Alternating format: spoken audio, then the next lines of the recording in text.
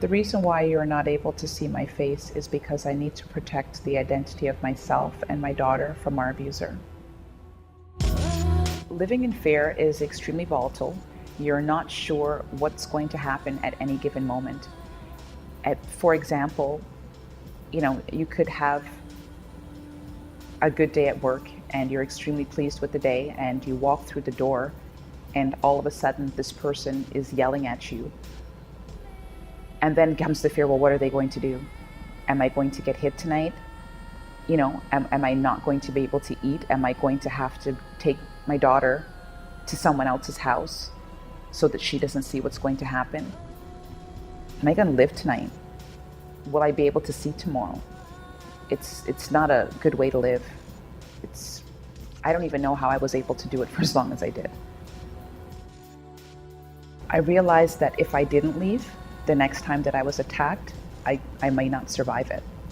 And I didn't know if I was attacked, if my daughter was there and if she saw it, what would happen then?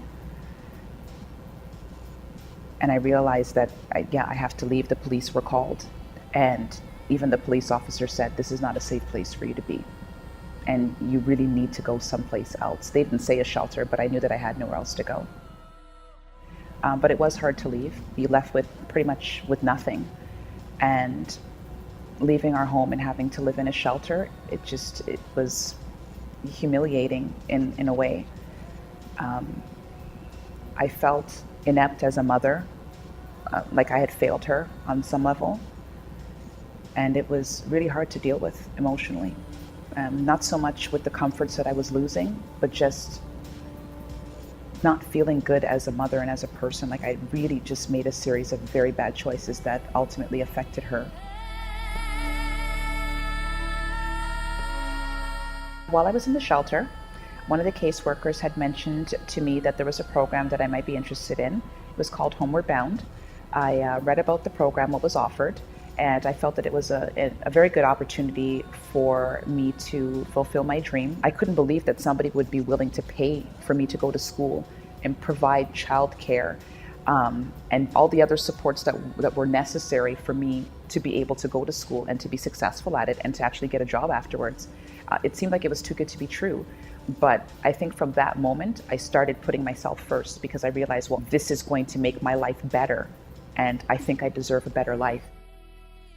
It's important for women to have access to a program like Homeward Bound, especially if they're coming from the shelter system, because a woman entering a shelter does not have the supports in place that she would need to be able to take care of her family.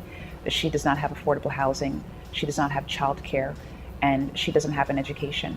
Without those three things in place, it's very difficult to be able to take care of your family without entering the system on a revolving door basis. It's about self-sufficiency, and that is what the Homeward Bound program provides to single mothers. It's important for Homeward Bound to expand to enable more single mothers to take part in the program, because there are so many single mothers in the Toronto area that are not able to take care of their children, that are not able to attend school, that are not able to afford to pay for daycare. It's important for Homeward Bound to expand to be able to provide these women with these supports.